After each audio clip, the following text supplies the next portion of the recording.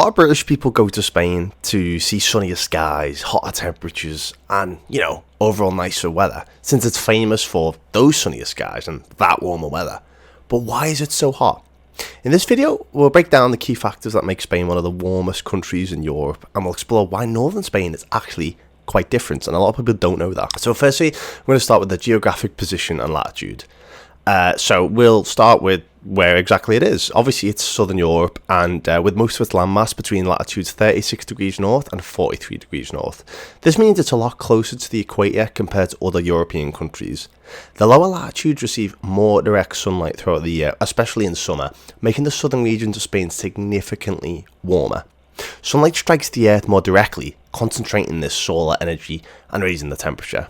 But if you think about it, one thing that might surprise people is just how close Britain is to Spain.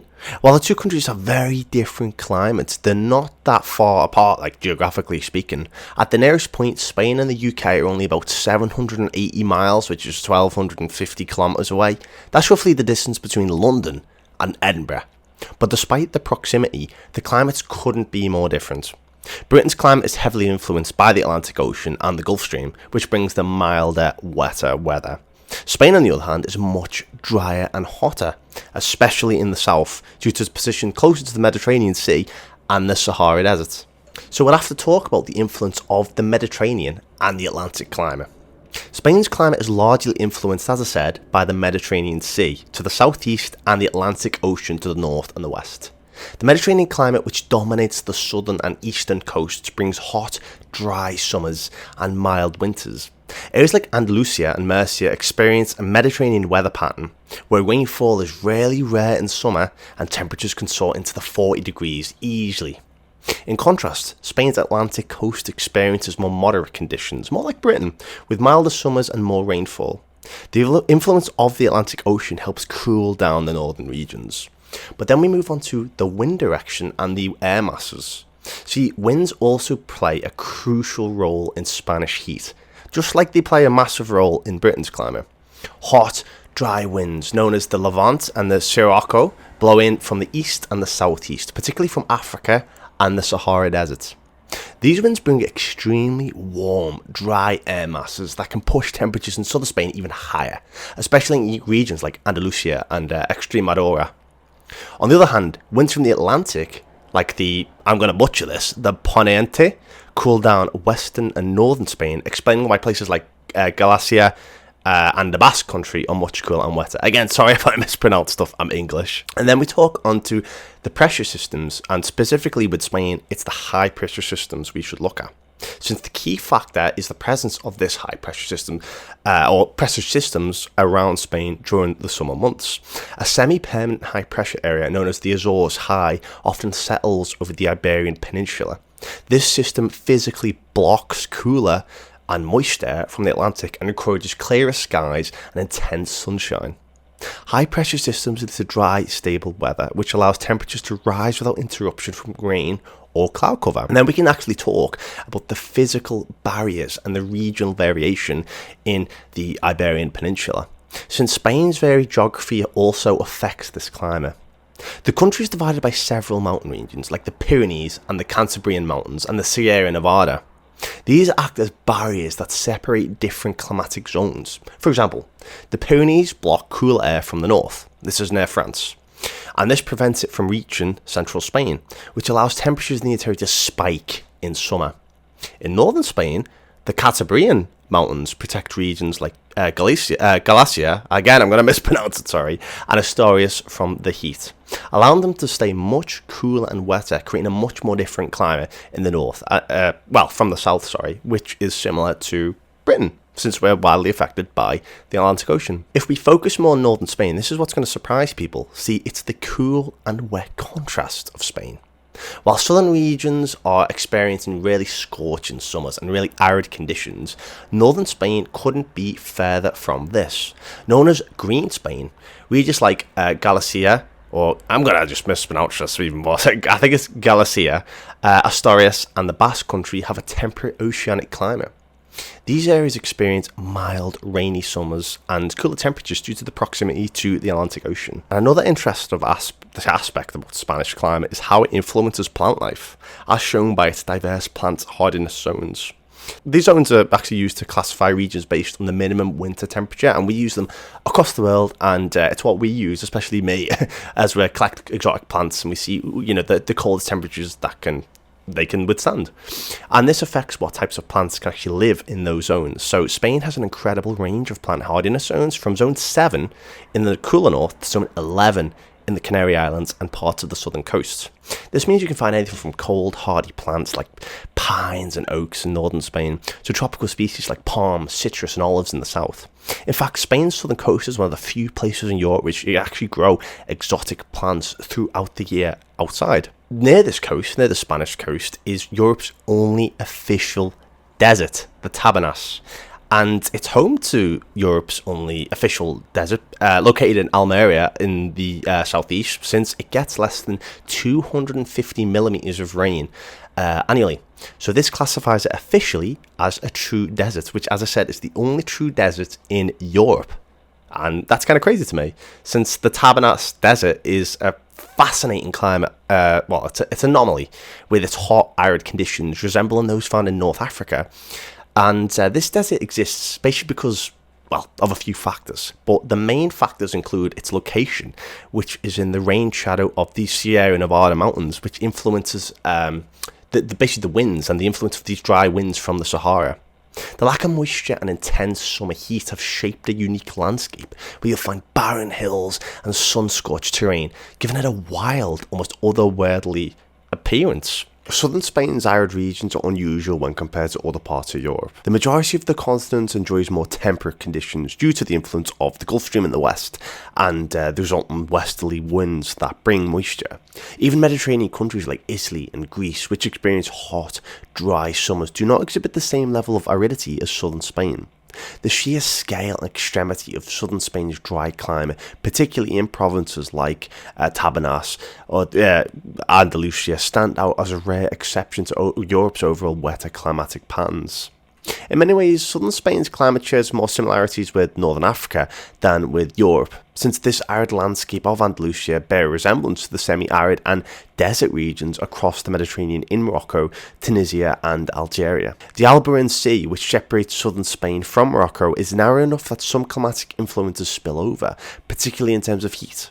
This further adds to the perception of southern Spain being an anomaly, as it feels climatically more aligned with Africa than with green and lush landscapes more typical of Western Europe. We have to remember too that the Mediterranean Sea contains a lot of heat during the summer months, and because of the enclosed nature of this sea, since it's basically surrounded by land on every side, the Mediterranean Sea has very limited amount of cold ocean currents that can enter from the Atlantic, which would have reduced the temperature of the sea. And basically it's reduced the cooling effect, allowing the Mediterranean to retain more heat. And because it's got a smaller volume compared to the vast Atlantic Ocean, the Mediterranean has a much smaller volume of water, which means it heats up faster and can maintain higher surface temperatures during the summer months, which is obviously going to affect summer temperatures and contribute to extreme temperatures that you see in the Mediterranean. So the deeper, colder waters of the Atlantic circulate more freely, which cools down the surface waters. But in contrast, as I say, the Mediterranean has a limited vertical mixture of this deep water, this deep cold water. And as a result, countries bordering the Mediterranean, such as Spain, especially southern Spain, have more extreme summers and more prolonged summer than regions near the Atlantic coast. And then we have to look at the human impacts and desertification, since another factor contributing to the aridness of southern Spain is human-induced desertification, which further sets it apart from the rest of Europe. Centuries of agriculture, deforestation and poor land management practices have degraded the soil in many parts of this region, reducing its capacity to retain water. This, combined with over-extraction of groundwater, has exacerbated the natural dryness of the region. Southern Spain's reliance on irrigation for agriculture, especially for water-intensive crops like citrus and olives, further adds to pressures that is already really limited by there's not much water there to begin with. There's also something called the Cold Canary Current, which is a cold ocean current that flows southward along the western coast of Spain. And this actually originates from the North Atlantic, and while it's cold, it creates an interesting dynamic by cooling the air nearest the coast, which reduces the moisture of the air and rainfall in the coastal regions like Andalusia and the Canary Islands. And the cooler waters of the Canary Current can lead to a phenomenon called thermal inversion. And in this situation, a cool, stable layer of air near the ocean surface becomes trapped beneath a warmer layer of air higher up. And this inversion prevents cloud formation and rainfall, keeping these regions really dry. And this cool air flowing inland from the Canary Current limits the amount of moisture that can be carried inland, especially in the south, which lacks. And this lack of moisture basically exacerbates the already arid conditions in places like Almeria and the Tabernas Desert, contributing basically to desertification. I'd also like to briefly mention that the jet stream, which has less of an impact on Spain than it does on, say, the UK and a lot of northwestern Europe, because it typically flows further north, especially during summer. And the UK is positioned closer to the path of this polar front jet stream, which experiences more frequent shifts in weather patterns due to the jet stream's influence on the UK, which brings storms and rain from the Atlantic. And in contrast, Spain, being much farther south, is less affected by these atmospheric currents and often remains under the influence of the high pressure systems, the Azores, as we said, and which leads to the hot, dry summers. I'm in the south of Spain, Estepona. It's 34 degrees Celsius. And honestly, it feels better than the UK. Like with the UK, you know, it's so humid, especially when it gets above 30 degrees. Like here, I know I'm sweating like a lizard, but it feels good. You know, I'm acclimatized. Isn't it funny how it's different in the UK and different in Spain? If you ever worry about your Camerops humulus struggling, these are native Camerops humulus to the Spanish south coast near Estepona. Look at these guys, they're in bad shape. Really bad shape. So just remember, this is probably the salinity in the air, by the way, because it's right next to the coast. But just remember, if you're growing them and they look better than this, you're doing better than Spanish grown native Camerops humulus. Just remember that. The funny thing about Spain, or at least Estepona, you know, south coast, is that everything is so arid and like delicate. Like it looks like it's been sun scorched, but things thrive here. Like, you know, things that we consider like exotics in the UK, they just thrive here and they grow like weeds.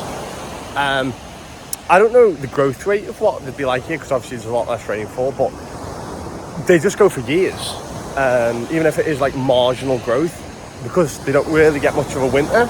Like the lowest they see is probably like 5 degrees, something like that. The things just grow all year round, basically. So in the winter months when it does rain a lot, you get a lot of growth there. But if you just look, I think I've noticed is they don't have like Jubea chilensis or anything like that. I haven't even seen like a boutia yet. It's mainly like Washingtonias and Phoenix canariensis, Opuntias, stuff like that. It's not like anything crazy. Yuccas, I'm pretty sure that's, euphorbias, lantanas, bougainvilleas. It's the same thing on repeat. I don't know if that's because like it's cheap, but yeah, you think that's some like boutiers or like, they got Cycas revolutas a lot of them. So I was in the south of Spain and I did see this beautiful garden centre, and it's crazy how they have quite a variety of plants here considering it is so hot and dry. So it was a nice experience to see all this and to experience all the unique and interesting cultivars they have in southern region of Spain. You know, Andalusia, Torre del Mar. It's beautiful place. Estepona, this area was specifically, but I've been Torre del Mar and all across the southern Spanish coasts, and it's beautiful. It's a beautiful scenery, but as I said, it really depicts just the variety of the plants, the exotics you can have in this part of the world, just because it's so hot and dry.